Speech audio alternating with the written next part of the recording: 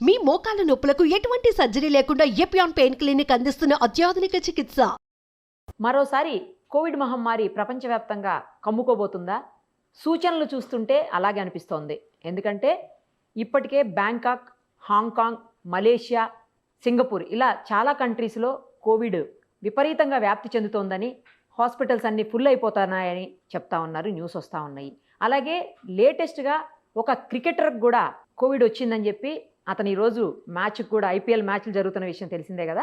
So IPL మ్యాచ్కి కూడా అతను దూరంగా ఉంటున్నాడు అన్న సంగతి న్యూస్ ఇప్పుడే వింటున్నాము.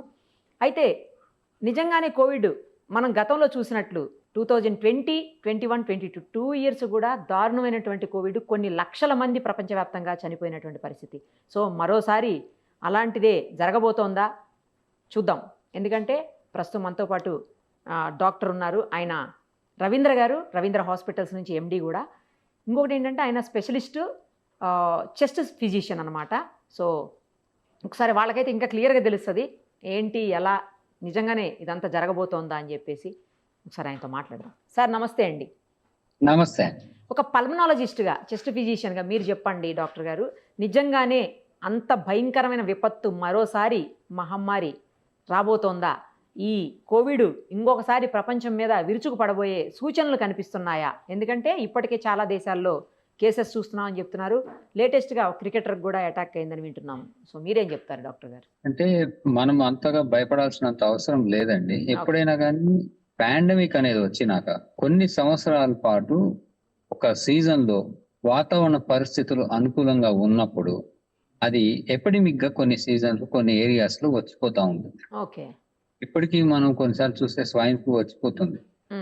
సో కొన్ని సీజన్లో మ్యాటింగ్ అయ్యి అవి ఎక్కువ కేసులు వస్తాయి. అలాగా ఇప్పుడు చూసుకుంటే సింగపూర్, హాంకాంగ్ లో దాదాపుగా 30% హాస్పిటల్ అడ్మిషన్స్ ఇంక్రీజ్ అయ్యాయి. 28% పేషెంట్స్ పాజిటివ్ రావటం అవి అవుతుంది చూసారు. సో అందువల్ల అడ్మిషన్స్ ఎక్కువ అవుతున్నందువల్ల ఫ్యూ డెత్స్ ఎప్పుడైనా ఉంటాయి.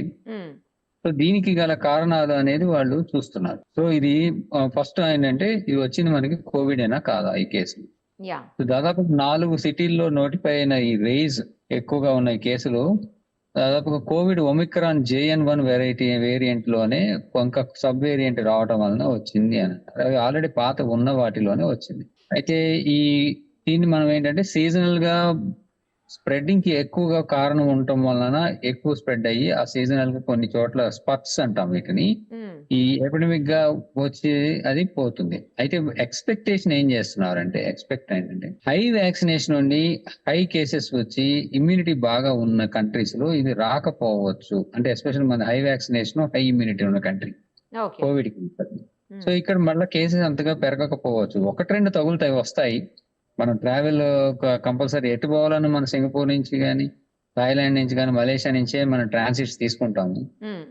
సో ఈ ట్రాన్సిట్ తీసుకొని కంపల్సరీ ఆ రిస్క్ ఉంటుంది. ఇప్పుడు అదే మీరు అన్నట్టుగా ట్రావెల్ ఆ ఎయిర్పోర్ట్స్ నుంచి రావటం వలన ఈ వైరస్ ట్రాన్స్మిట్ అయ్యి మనకి సిమ్టమ్స్ కనబడే ఛాన్స్ వచ్చి అట్లా కనబడుతుంది, వాళ్ళకి వస్తుంది. సో ఈ హై ఎండమిక్ ఉండటం వల్ల మనకి ఏంటంటే ఇమ్యూనిటీ బాగుంటుంది, వాళ్ళకి రాదు అని. అయితే ఇప్పుడు కొన్ని కంట్రీస్ లో ఇట్లా పెరగడానికి కారణం కూడా ఏంటంటే వాళ్ళంతా చాలా రోజులు అయిపోయి వ్యాక్సినేషన్ యొక్క ఎఫెక్ట్ పోయి ఇమ్యూనిటీ తగ్గిపోవటం వలన, వేరియంట్ మారటం వలన మళ్ళీ కొత్త వేరియంట్ కొంచెం కొత్తగా కేసెస్ వచ్చాయని. అవి అంత సీరియస్ గా సిమ్టమ్స్ చూపించట్లేదు అని కూడా అంటున్నారు. అంటే మామూలుగా రొటీన్ గా ఆఫీస్ మానేసి ఇంట్లో కూర్చొని లీవ్ తీసుకునేంతగా ఉంటున్నాయి, కానీ సీరియస్ గా ప్రాణ నష్టం కలిగేంత డేంజర్ అయిపోయేంతగా ఈ ఇన్ఫెక్షన్ రావట్లేదు అని అయితే వాళ్ళు మనకి కొంత తెలుస్తుంది ఇన్ఫర్మేషన్.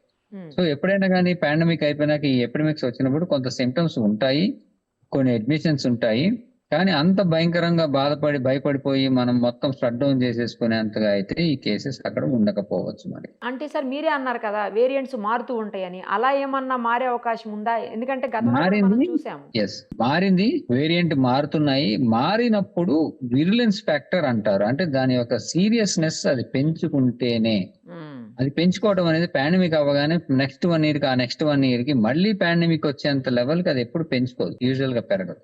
ఓకే. సో కొంత వేరియేషన్ రావటం వలన దానికి సంబంధించిన గ్యాప్ కూడా మనకి రావటం వలన ఇమ్యూనిటీలో తేడా రావటం తగ్గుతుంది కాబట్టి హెడ్ ఇమ్యూనిటీ అంటారు, కమ్యూనిటీ ఇమ్యూనిటీ. ఓకే. ఈ గ్యాప్ రావటం వలన మళ్ళీ కొన్ని కేసెస్ వస్తున్నాయి, కానీ అదంతా సీరియస్ అయిపోయి మళ్ళీ ఏఆర్డీస్ అయిపోయి పేషెంట్ అంత లెవెల్లో డెత్ రావడం అనేది సేమ్ వైరస్ కి యూజువల్ గా వెరీ అన్ఎక్స్పెక్టెడ్ రేర్ థింగ్ మనకు జరగటం అనేది. సో మనం అంత బాగా కొన్ని కేసులు అయితే ఉంటే జాగ్రత్త ఉండాలి, ట్రాన్స్మిషన్ జరగకుండా కొంత మనం అయితే చర్యలు తీసుకోవాల్సిన అవసరం ఉంటుంది. కానీ ఇప్పటికీ మన ఇండియన్ గవర్నమెంట్ నుంచి మాత్రం అలర్ట్ అయితే ఇంకా వచ్చినట్లేదు. మనకు కూడా కేసెస్ కనబడుతున్నట్టుగా కూడా ఎక్కడ నోటిఫై అవ్వలేదు ఓకే. ఇండియా. ఓకే. అంటే గతంలో కూడా ఫస్ట్ మన దగ్గర రాలేదు కదా సార్, వేరే దగ్గర నుంచే మన కంట్రీకి వచ్చింది కదా అప్పుడు కూడా. అంటే ఇప్పుడు ఇది మలేషియా, హాంకాంగ్ ఏదైతే ఉందో, హాంకాంగ్ అండ్ సింగపూర్వి ఇప్పుడు ఈ నెల పెరిగిన కేసెస్, కానీ బిఫోర్ లాస్ట్ మంత్ కేసెస్ అయితే నోటిఫై అవటం వస్తున్నాయి ఓకే. వాళ్ళకి. ఫిబ్రవరి, మార్చి, April, May. So as the 3-4 months అయ్యే కొద్ది కేసెస్, బట్ ఇప్పుడు సడన్ గా స్పట్ ఎక్కువైనాయి. They are seeing the cases and ఇప్పుడు స్పట్ ఎక్కువైపోయి 30% అయ్యి అడ్మిషన్స్ 30% సర్జ్ అయినాయి. It is not that admissions zero కాదు, ఆల్రెడీ ఉన్న అడ్మిషన్స్ కి ఇప్పుడు సడన్ గా 30% సర్జ్ అయ్యి ఎక్కువయ్యాయి. సో వాళ్ళు ఆల్రెడీ కేసెస్ చూస్తున్నారు, దాంట్లో ఎక్కువయ్యాయి. దీనికి కారణం ఏంటంటే ఒకటి ఇమ్యూనిటీ తగ్గిపోవడం, వాళ్ళకి వ్యాక్సినేషన్ షెడ్యూల్ గ్యాప్ అంటే ఆపేసుకొని గ్యాప్ పెరగటం, 3 వేరియంట్ పెరగటం, 4వది వాతావరణ పరిస్థితులు అనుకూలంగా ఉండటం ఈ వైరస్ స్ప్రెడ్ అవ్వడానికి. సీజన్ లో ఎపిడమిక్స్ వస్తాయి కదా అట్లా.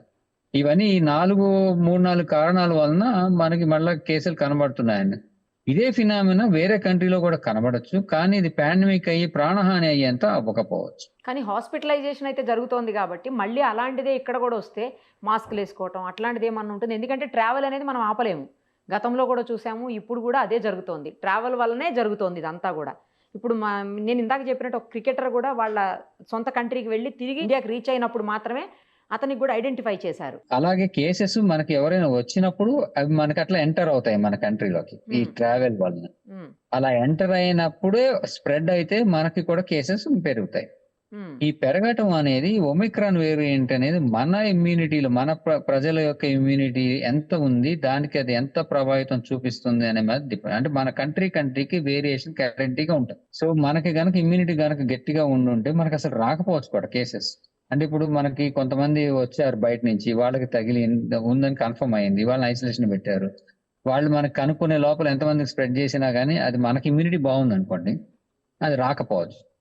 సో అట్లా మన కంట్రీ ఎస్కేప్ అవ్వచ్చు, లేదా కొన్ని కేసెస్ ఇమ్యూనిటీ బట్టి కొన్ని కేసెస్ నోటిఫై అవ్వచ్చు.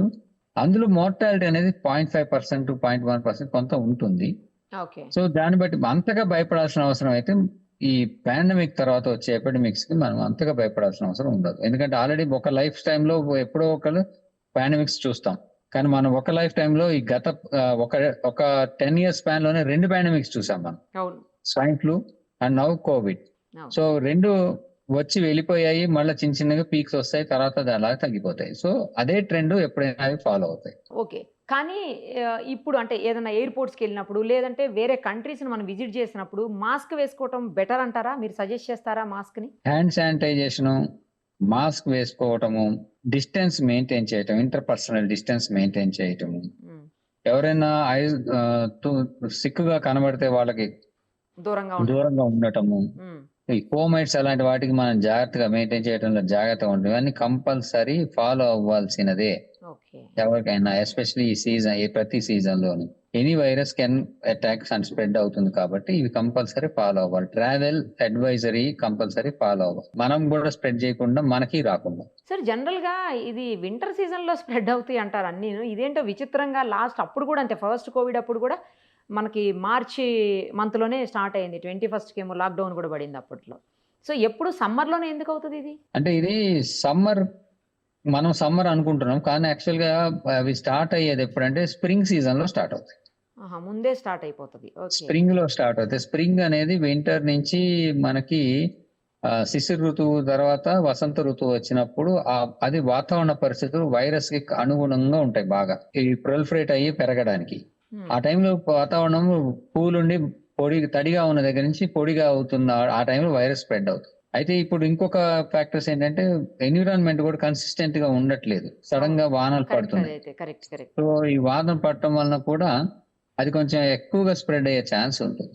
మనం ఏంటంటే ఎండలకి ఉంటే రావద్దు అనుకుంటున్నాం, కానీ ఎండలు ఉండటం వలన దాని వాతావరణ పరిస్థితి అది ప్రొలిఫరేట్ అంటే పెరగడానికి సరి అనువైన వాతావరణం ఉంటేనే అవి పెరుగుతున్నాయి. సో దానివల్ల అవి స్ప్రెడ్ అవుతున్నాయి. ఏ సీజన్ అయినా కూడా ఇట్లా కేసులు నోటిఫై అవుతున్నప్పుడు మాత్రం మనము బయటికి వెళ్తున్నప్పుడు పర్సనల్ హైజీన్, పర్సనల్ ప్రొటెక్షన్ ఇవి కంపల్సరీ ఏవైతే ఉన్నాయో రూల్ అవి ఫాలో అవ్వడం మంచిదండి, అవ్వాల్సిందే. ఓకే. ఏదైనా అంత అంటే పానిక్ అయిపోయి భయపడిపోయి ఏదో అవుతుందని లేకపోతే డెత్స్ అవుతాయి అని భయపడాల్సిన అవసరం అయితే లేదని ఒక మంచి మాట అయితే చెప్పారు మీరు. అంత అవసరం అయితే లేదు, అదే. భయపడాల్సినంత అవసరం లేదు. కాకపోతే జాగ్రత్తగా ఉండటం అనేది మాత్రం మంచిది, ముఖ్యంగా ఇతర జాగ్రత్తగా దేశాలకు ఉండటం వెళ్ళినప్పుడు తర్వాత ట్రాన్స్పోర్ట్ మన లోకల్ కూడా ఒక సిటీ నుంచి ఇంకో సిటీకి ట్రావెల్ చేస్తున్నప్పుడు కూడా Travelling. మనకి అవసరం ఫాలో అవ్వాలి. మనము కారులో మన ఓన్ దాంట్లో వెళ్తున్నా కూడా మనం కొన్నిసార్లు గుళ్ళకి వాటికి వెళ్తాం, వేరే అవును గుళ్ళకి. అవును అవును. అలా వెళ్ళినా కూడా సేమ్ రూల్ అప్లికబుల్. సో మన Okay. పిలిగ్రిమేజ్కి వెళ్ళినా, మనము హాలిడేకి వెళ్ళినా, వేరే సిటీకి వెళ్ళినా, వేరే కంట్రీకి వెళ్ళినా ట్రావెల్ అనేది చేస్తున్నప్పుడు మనకి రిస్క్ ఎక్కువ ఉంటుంది. ఓకే. మనం కంపల్సరీ అటు వెళ్ళాల్సి ఉంటుంది, ఫాలో అవ్వాల్సి ఉంటుంది. ఆ కాస్త travel జాగ్రత్తలు తీసుకుంటే మంచిది.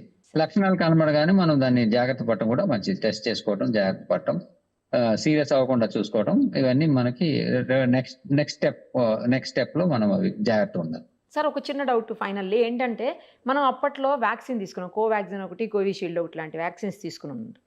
ఆ వ్యాక్సిన్స్కి అంటే ఇదేమన్నా ఎఫెక్ట్ అయ్యే అవకాశం ఉంటుందంటే ఆ వ్యాక్సిన్స్ తీసుకున్న వాళ్ళకి రాదు అని ఏమన్నా చెప్పగలుగుతామా? ఒమిక్రాన్ ఏదైతే వేరియంట్ చెప్తున్నారో మీరు కోవిడ్ అది అది వ్యాక్సిన్ తీసుకున్న వాళ్ళకి కంపల్సరీ ఇమ్యూనిటీ బతుకుంటే రాదు. సో ఇమ్యూనిటీ అనేది 6 months కి 1 year కి వేన్ ఆఫ్ అయిపోతుంది. ఇమ్యూనిటీ ఈ వైరల్స్ వాటికి ఎక్కువ ఉండదు. 1 year దాటితే దాని ఎఫెక్ట్ ఉండదు, తగ్గిపోతుంది. కొంతమందిలోనే ఉండదు. అంటే 1000 మందికి ఇచ్చామంటే ఒక 900 మందికి వ్యాక్సిన్ ఎఫెక్ట్ వెళ్ళిపోతుంది. ఓకే కొంతమందిలో కొంత మిగిలి ఉంటుంది. ఓకే ఇది ఎంత మందిలో మిగిలింది, ఎంత వాళ్ళకి ఇమ్యూనిటీ త్వరగా రికవర్ చేసుకొని యాంటీబాడీస్ ప్రొడ్యూస్ చేసుకుంటారు, దీని మీద డిపెండ్ అవుతుంది. సో ఆల్రెడీ వ్యాక్సిన్ వేసిన వాళ్ళకి ఇమ్యూనిటీ గ్యాప్ ఎక్కువ ఉండి రాదు. ఆల్రెడీ మనకి అందరికి 2 years దాటిపోయింది వేసేసి లాస్ట్ డోస్. ఓకే సో అది ఇమ్యూనిటీ ఎంత ఉంటుందో తెలియదు. సో ఒకవేళ వస్తే కొంచెం కాస్త కూస్తో వచ్చే ఛాన్స్ ఉంది అని చెప్పి మనకి అనుకోవాలి మనం. అందుకని జాగ్రత్తలు తీసుకుంటేనే మంచిది. Thank you sir, thank you so much. Thank you. Suman టీవీలో మీ పర్సనల్ అండ్ బిజినెస్ ప్రమోషన్స్ కోసం కింది నెంబర్కి కాంటాక్ట్ చేయండి.